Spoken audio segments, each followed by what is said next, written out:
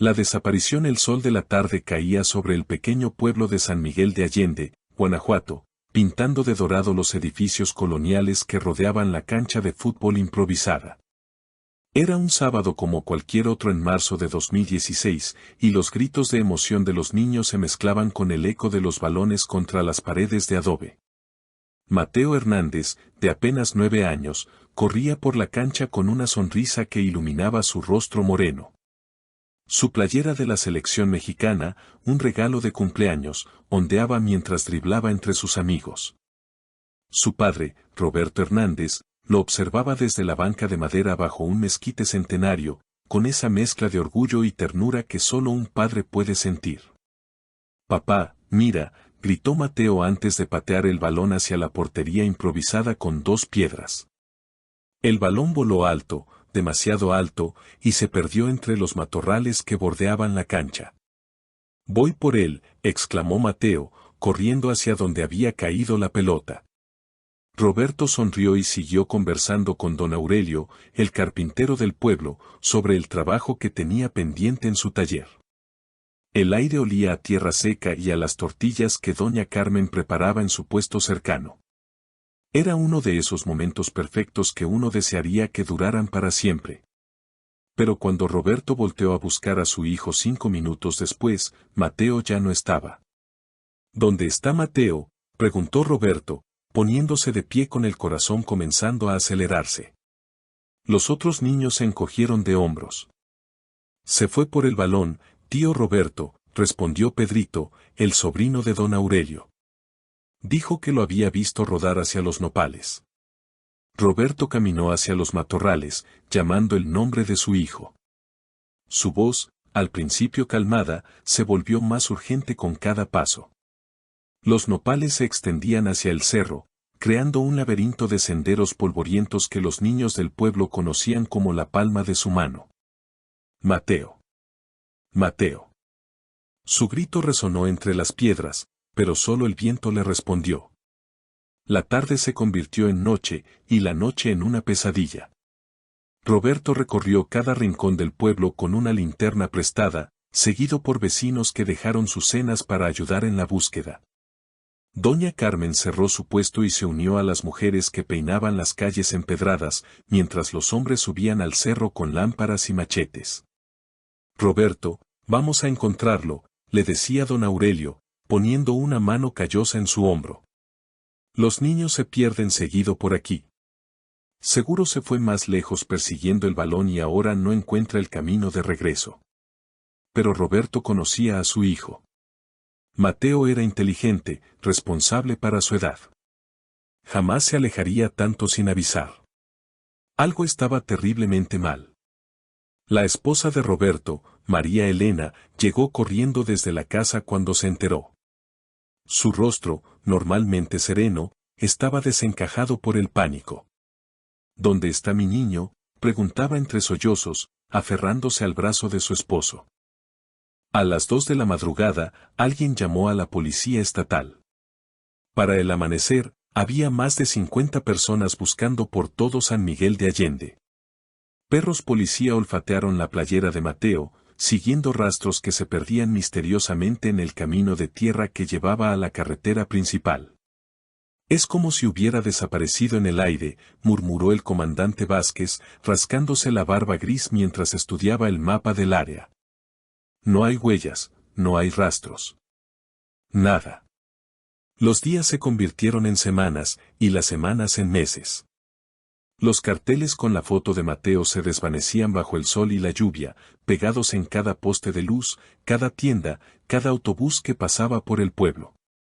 La familia Hernández ofreció todo lo que tenía como recompensa, los ahorros de toda una vida, la camioneta de Roberto, incluso estuvieron dispuestos a vender su casa. Pero Mateo parecía haberse esfumado de la faz de la tierra. Roberto dejó de trabajar en el taller de carpintería. Pasaba las noches caminando por el pueblo, revisando cada callejón, cada casa abandonada, cada cueva en los cerros. Sus manos, antes hábiles con la madera, ahora temblaban constantemente. María Elena se sumió en una depresión profunda, apenas comía, apenas hablaba. El pueblo entero cambió. Los niños ya no jugaban fútbol en la cancha junto a los nopales. Los padres no dejaban a sus hijos solos ni por un momento. La alegría que antes caracterizaba las tardes de San Miguel de Allende se había desvanecido junto con Mateo. Un año después, la policía redujo la búsqueda. 2 años después, la cerró oficialmente. No hay más que hacer, le dijeron a Roberto. Lo siento mucho, pero tenemos que aceptar que... No, gritó Roberto, con los ojos inyectados en sangre. Mi hijo está vivo. Lo sé. Un padre lo sabe. Pero el tiempo siguió pasando, implacable como el sol del desierto. Y con cada día que pasaba, la esperanza se desvanecía un poco más en el corazón de Roberto Hernández. 7 años de silencio. Marzo de 2023. El espejo del baño le devolvió a Roberto una imagen que apenas reconocía. Sus cabellos, antes negro azabache, ahora eran completamente grises. Las arrugas surcaban su rostro como los caminos polvorientos del desierto, y sus ojos, que una vez brillaron con alegría, ahora cargaban el peso de 7 años de preguntas sin respuesta. Roberto, el desayuno está listo, le gritó María Elena desde la cocina. Su voz sonaba cansada, como si cada palabra le costara un esfuerzo enorme. Roberto se vistió lentamente, con los mismos pantalones de mezclilla desgastados y la camisa a cuadros que usaba para trabajar. Su taller de carpintería, que una vez fue el orgullo del pueblo, ahora estaba lleno de proyectos sin terminar y herramientas cubiertas de polvo. En la mesa, María Elena había preparado huevos rancheros y tortillas hechas a mano, como siempre. Pero ninguno de los dos comía con ganas. El lugar vacío donde solía sentarse Mateo parecía gritar su ausencia.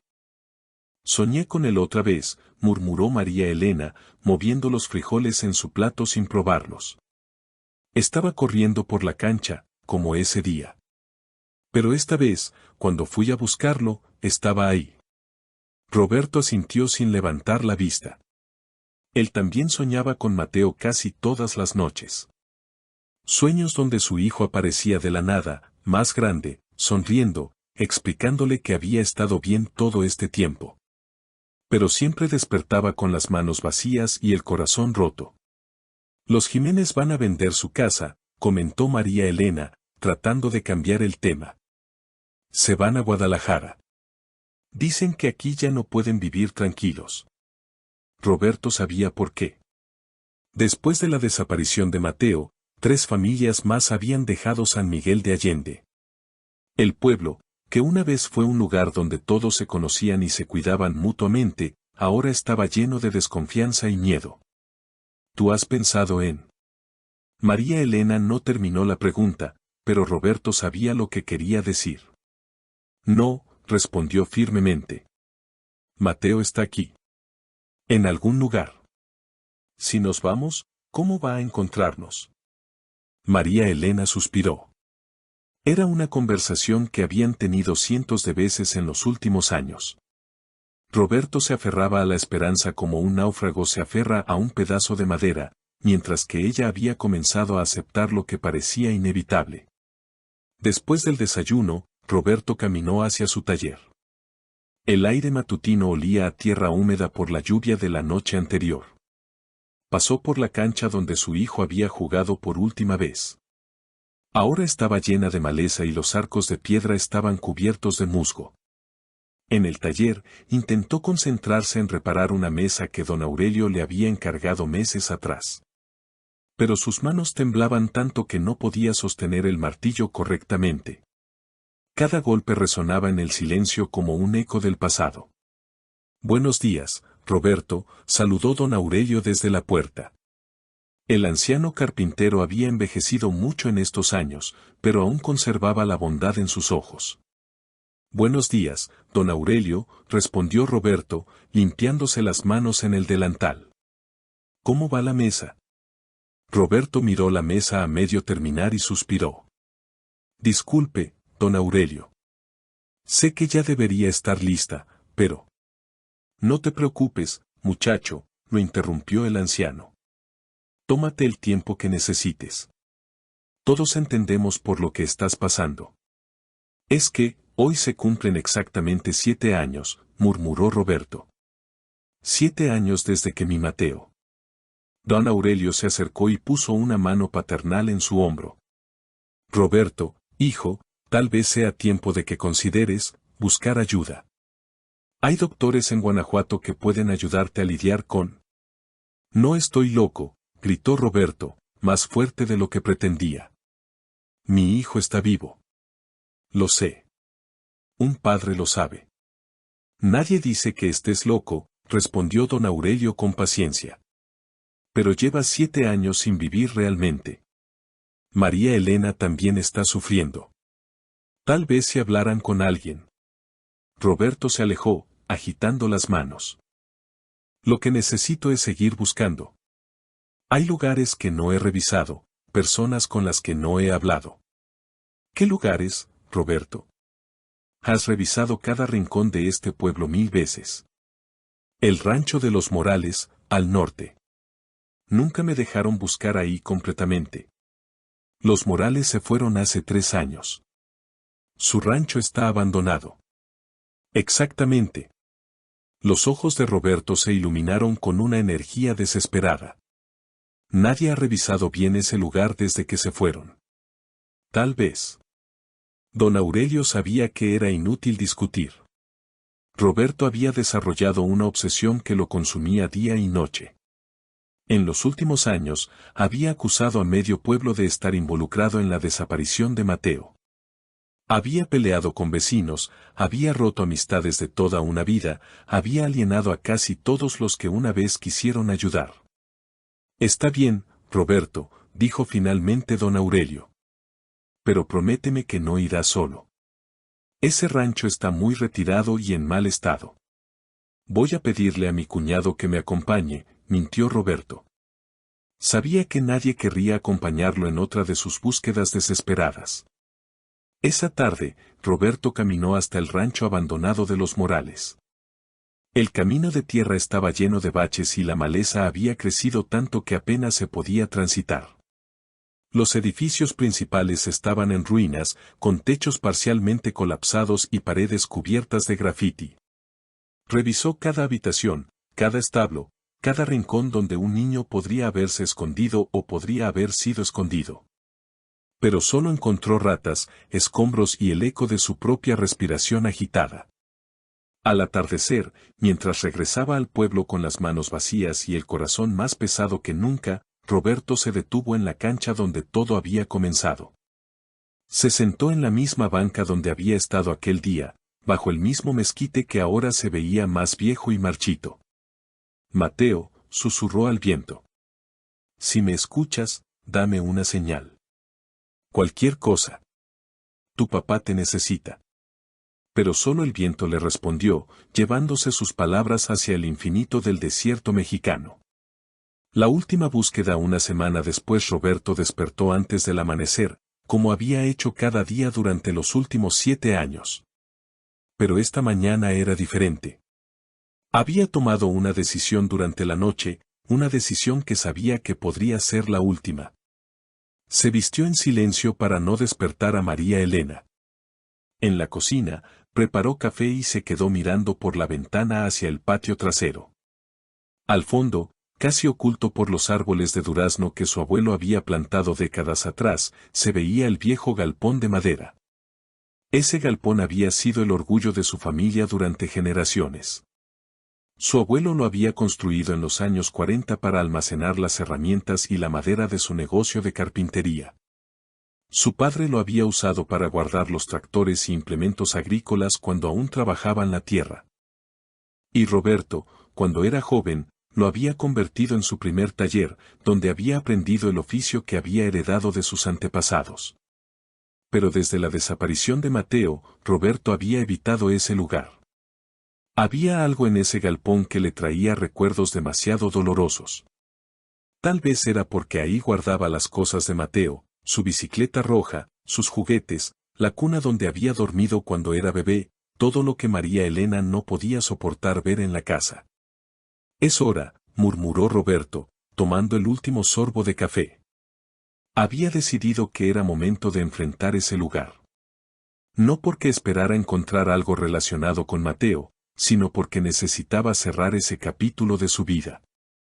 María Elena tenía razón, tal vez era hora de vender la casa y empezar de nuevo en otro lugar. Caminó por el patio, sus botas crujiendo sobre las hojas secas que el viento había acumulado. El galpón se veía más deteriorado de lo que recordaba. La pintura se descascaraba, varias tablas estaban sueltas y la puerta colgaba de una sola bisagra.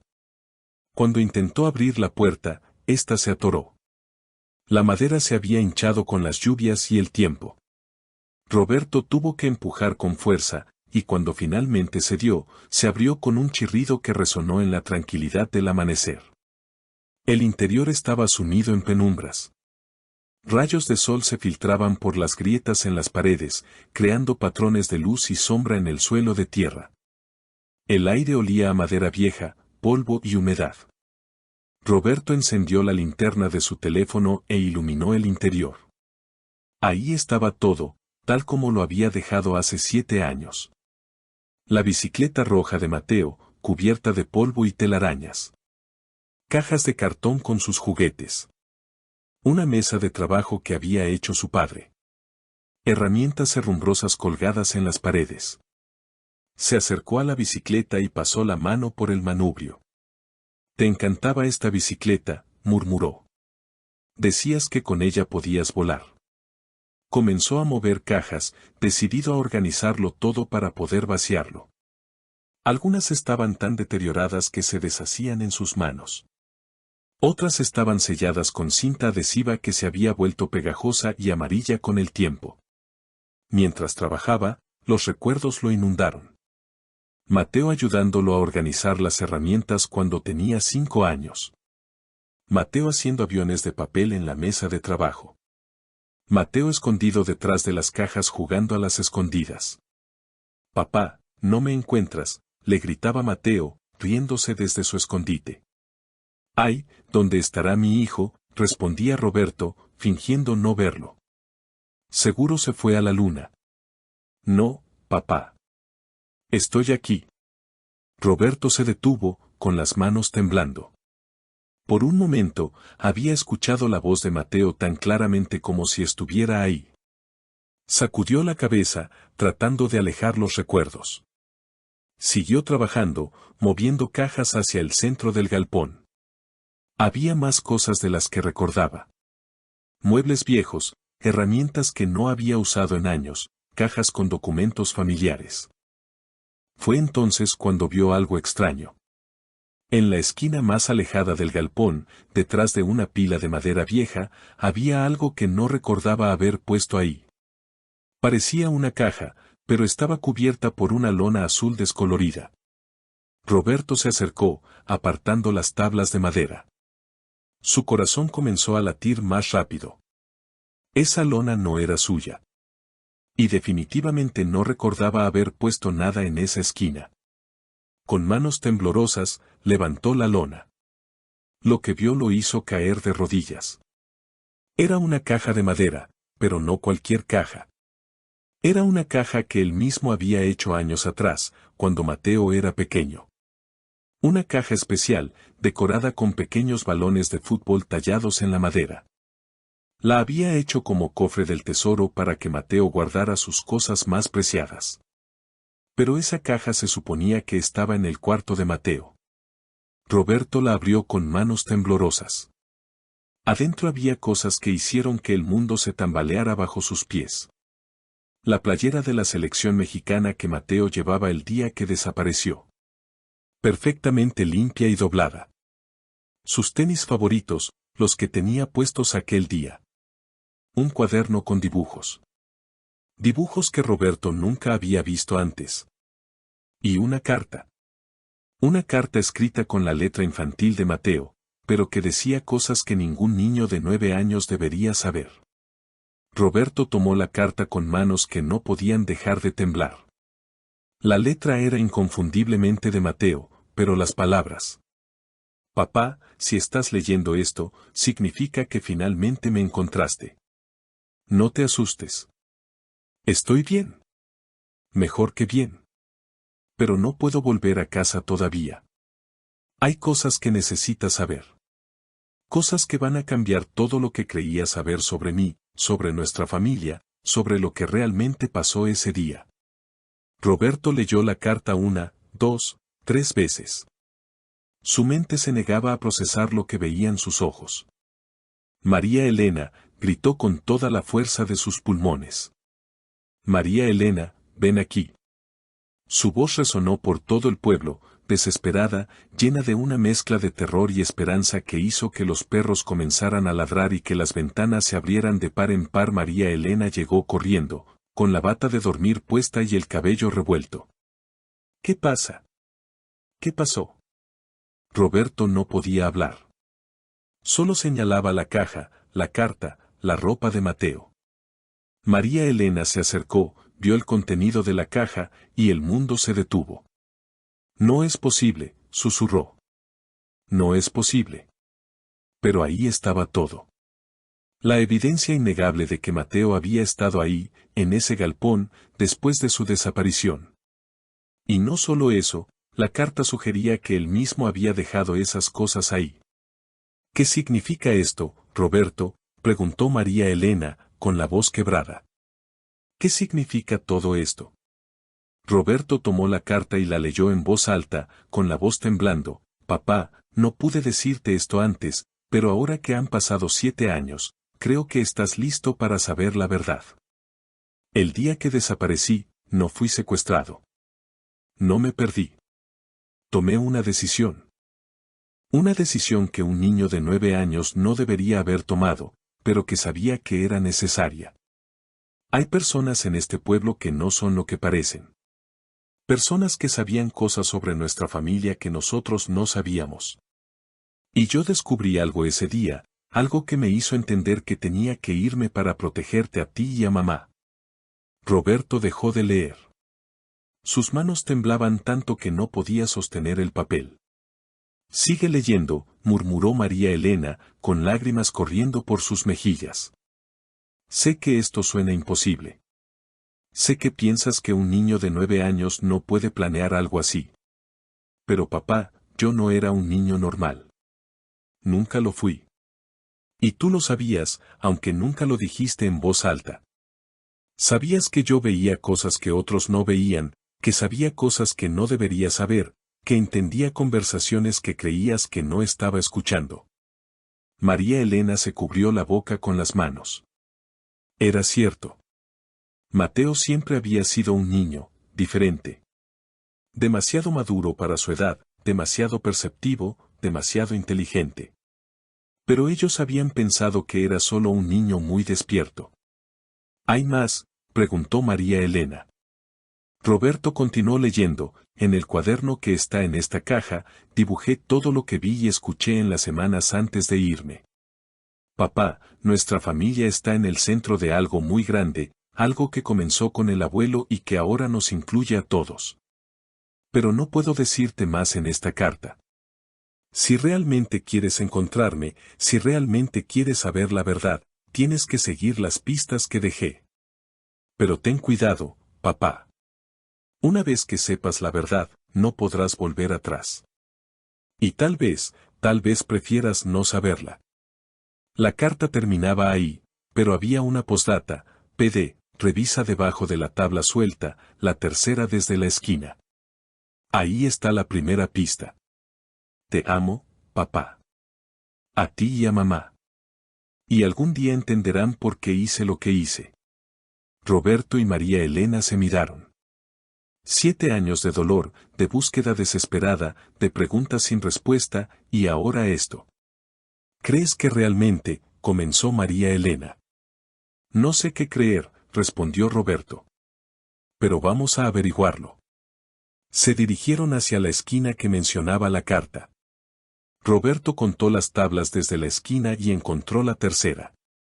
Estaba efectivamente suelta. La levantó con cuidado. Debajo había un pequeño compartimento que alguien había excavado en la tierra. Y dentro de ese compartimento, envuelto en plástico, había otro sobre. Lo abrió con manos temblorosas. Era una fotografía. Una fotografía que cambiaría todo lo que creían saber sobre su familia, su pueblo y la desaparición de Mateo. En la fotografía aparecía su abuelo, pero no era una foto familiar. Era una foto oficial, en blanco y negro, donde su abuelo aparecía junto a hombres que Roberto no reconocía, pero que vestían uniformes que le resultaban inquietantemente familiares. Al reverso de la foto, con la letra de Mateo, estaba escrito: «Papá, el abuelo no era carpintero. Era mucho más que eso». Y hay gente que todavía lo recuerda. Roberto sintió como si el suelo se abriera bajo sus pies. Todo lo que había creído sobre su familia, sobre su historia, sobre la desaparición de su hijo, se estaba desmoronando. Y esto era solo el principio. La verdad revelada esa misma noche: Roberto no había podido comer, ni hablar, ni pensar en otra cosa que no fuera la fotografía. Había pasado las últimas horas sentado en la mesa de la cocina, estudiando cada detalle de la imagen en blanco y negro que había encontrado en el galpón. Su abuelo, Teodoro Hernández, aparecía en el centro de la foto, pero no era el hombre bondadoso y simple que Roberto recordaba. En la fotografía, Teodoro vestía un uniforme militar impecable y tenía una expresión seria, casi autoritaria. A su lado había otros hombres, algunos en uniforme, otros en trajes elegantes, todos con la misma expresión de importancia y poder. «María Elena, ven acá», llamó Roberto. «Necesito que veas esto otra vez». María Elena se acercó, secándose las manos en el delantal. Había estado limpiando obsesivamente la casa, como hacía siempre cuando estaba nerviosa. «¿Qué es lo que ves en esta foto?», preguntó Roberto. María Elena se puso los lentes y estudió la imagen cuidadosamente. «Veo a tu abuelo con otros hombres. Parecen importantes». «Pero Roberto, ¿qué tiene que ver esto con Mateo?». «Eso es lo que necesitamos averiguar», respondió Roberto, tomando el cuaderno que habían encontrado en la caja. Mateo escribió algo sobre esto. Abrió el cuaderno en la primera página. Los dibujos de Mateo eran increíblemente detallados para un niño de 9 años. Había dibujado la casa, el pueblo, pero también había dibujado cosas que no tenían sentido: hombres en trajes oscuros, carros negros, conversaciones que parecían haber escuchado a escondidas. En una página, Mateo había dibujado a su abuelo Teodoro, pero no como el anciano que había muerto cuando Mateo tenía 5 años. Lo había dibujado como un hombre joven, en uniforme, exactamente como aparecía en la fotografía. «¿Cómo podía saber Mateo cómo se veía tu abuelo cuando era joven?», preguntó María Elena. «Él murió cuando Mateo era muy pequeño, y nunca le mostramos fotos de esa época». Roberto pasó las páginas del cuaderno. Había más dibujos, más detalles que no tenían sentido. Hasta que llegó a una página que lo hizo detenerse en seco. Era un dibujo de la cancha de fútbol, pero con un detalle que Roberto no había notado antes. Mateo había dibujado a 2 hombres observando desde lejos, escondidos detrás de los árboles. Y debajo del dibujo, con su letra infantil, había escrito: «Los hombres que preguntan por el abuelo Teodoro». «¿Qué hombres?», susurró María Elena. Roberto siguió leyendo las anotaciones de Mateo. Con la escritura de un niño, pero con la percepción de alguien mucho mayor, Mateo había documentado conversaciones que había escuchado, personas que había visto, preguntas que le habían hecho. 10 de marzo de 2016. 2 hombres vinieron a la casa cuando papá no estaba. Le preguntaron a mamá por el abuelo Teodoro. Mamá dijo que había muerto hace años, pero ellos dijeron que necesitaban saber dónde había escondido las cosas. Mamá se puso muy nerviosa. María Elena se llevó las manos a la cabeza. «Yo no recuerdo eso. Nunca vinieron hombres a preguntar por tu abuelo». «Sigue leyendo», murmuró Roberto, con el corazón acelerado. 12 de marzo de 2016. Escuché a mamá y papá hablando por la noche. Papá dijo que tal vez los hombres tenían razón, que el abuelo había guardado cosas en la casa. Mamá dijo que era peligroso, que era mejor no saber nada. Pero papá dijo que si no encontraban lo que buscaban, podrían hacernos daño. Roberto se quedó helado. Él recordaba esa conversación. Había sido 2 días antes de que Mateo desapareciera. Pero había pensado que Mateo estaba dormido. ¿Cómo podía saber todo esto?, preguntó María Elena, con la voz quebrada. Roberto continuó leyendo las anotaciones de Mateo. Cada página revelaba más detalles inquietantes. Mateo había observado y documentado todo con la precisión de un detective adulto. 15 de marzo de 2016. Encontré una caja en el galpón. Estaba enterrada donde el abuelo guardaba sus herramientas especiales. Adentro había papeles, fotos, y algo que brillaba como oro. Entendí por qué los hombres la buscaban. Entendí por qué mamá y papá estaban asustados. Y entendí que tenía que hacer algo. ¿Qué caja?, preguntó María Elena. ¿Qué papeles? Roberto pasó la página. La siguiente anotación estaba fechada el día de la desaparición de Mateo. 16 de marzo de 2016. Hoy vi a los hombres otra vez. Estaban hablando con don Aurelio cerca de la cancha. Escuché que dijeron que si no encontraban lo que buscaban, iban a llevarse a alguien de la familia para que papá hablara. Escuché mi nombre. Sé que van a venir por mí. Pero también sé dónde está lo que buscan. El abuelo me lo dijo en sueños. Sé que suena raro, pero él me habla por las noches. Me dice que hay un lugar seguro donde puedo esconderme hasta que todo pase. Me dice que soy especial, que puedo ver cosas que otros no pueden ver. Papá, sé que no me vas a creer, pero esto es real. Tengo que irme hoy. Tengo que llevar la caja a un lugar donde ellos no puedan encontrarla. Y tengo que desaparecer por un tiempo para que no les hagan daño a ti y a mamá. Roberto sintió que el mundo se desplomaba a su alrededor. Su hijo había planificado su propia desaparición para protegerlos. No es posible, murmuró María Elena. Un niño de 9 años no puede. Espera, la interrumpió Roberto. Hay más. La siguiente página tenía un mapa dibujado por Mateo. Un mapa detallado del pueblo, con una X marcada en un lugar específico, las cuevas del Cerro del Águila, a unos 5 kilómetros del pueblo. Ahí es donde estoy, había escrito Mateo. Hay gente buena que me cuida. Gente que conocía al abuelo Teodoro de verdad. Gente que me está enseñando cosas que necesito saber para proteger a nuestra familia. Pero papá, no puedo volver hasta que encuentres la caja que el abuelo escondió.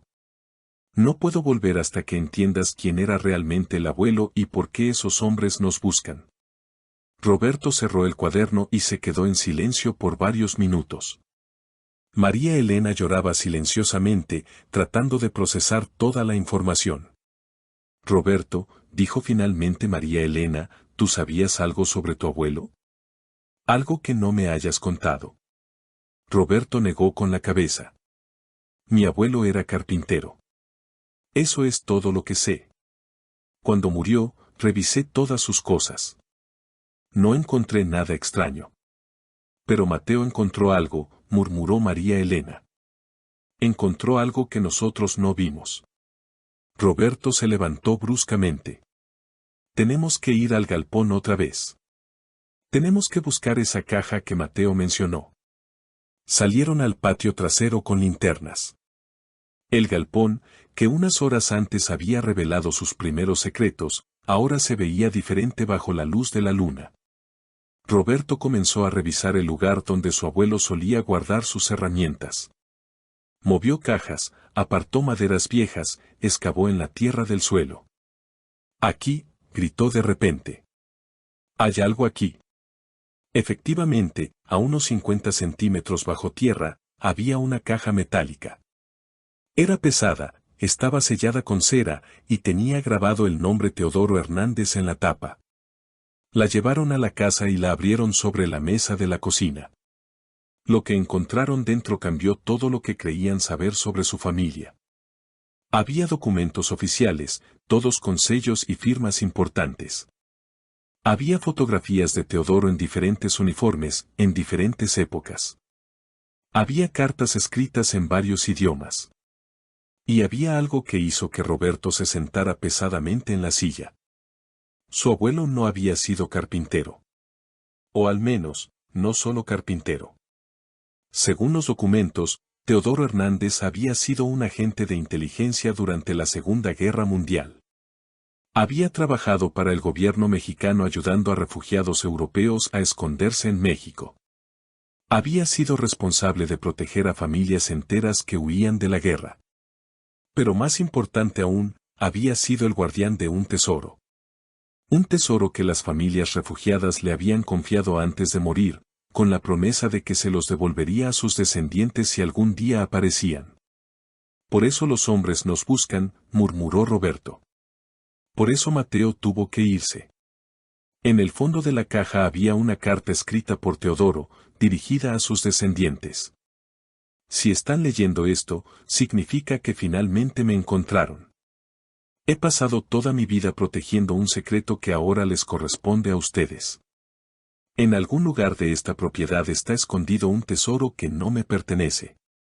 Pertenece a familias que murieron en la guerra y que me confiaron sus posesiones más valiosas con la esperanza de que algún día sus hijos o nietos vendrían a reclamarlas. Pero los años pasaron y nadie vino.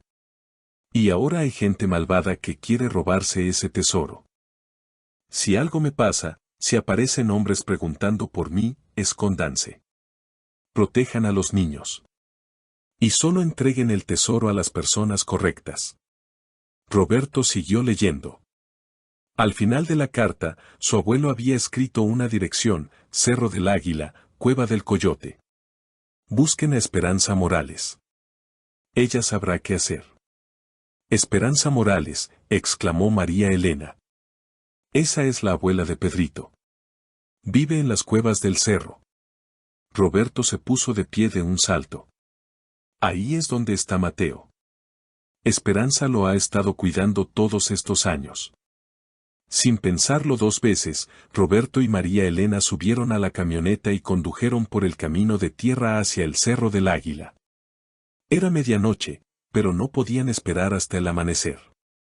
Las cuevas del Cerro del Águila eran conocidas por todos en el pueblo, pero pocas personas se aventuraban hasta allá.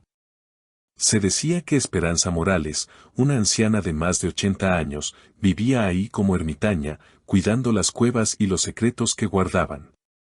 Cuando llegaron, vieron una luz tenue saliendo de una de las cuevas. Roberto y María Elena se acercaron, con el corazón latiendo tan fuerte que parecía que se les iba a salir del pecho.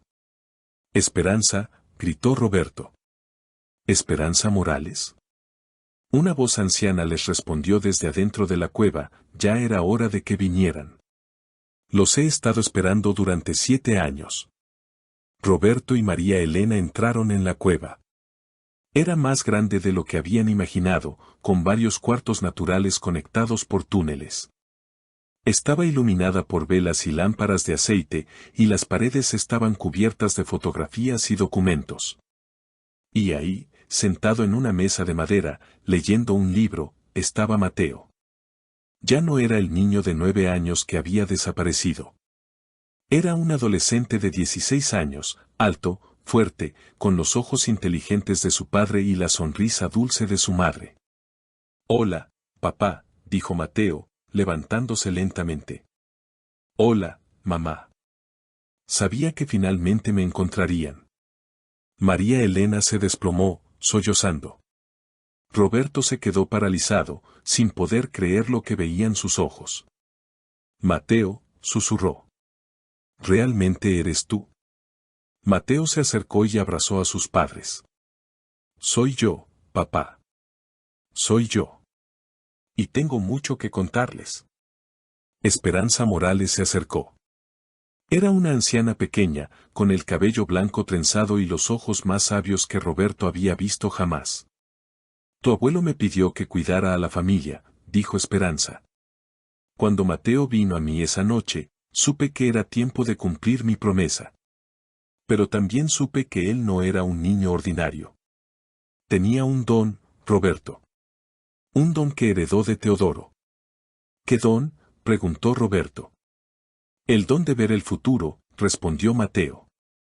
El don de saber cuándo viene el peligro. El don de proteger a los que amo.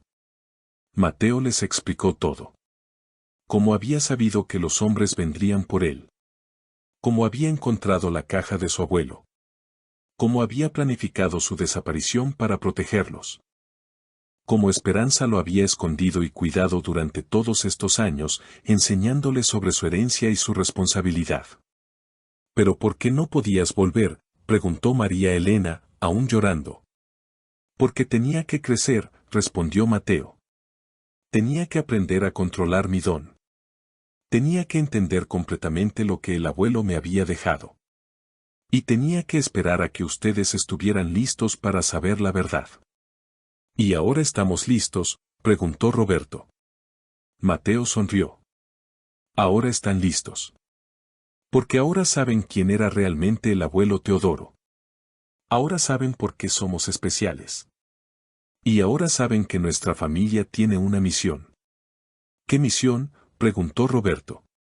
Devolver lo que no nos pertenece, respondió Mateo. Encontrar a los descendientes de las familias que el abuelo ayudó.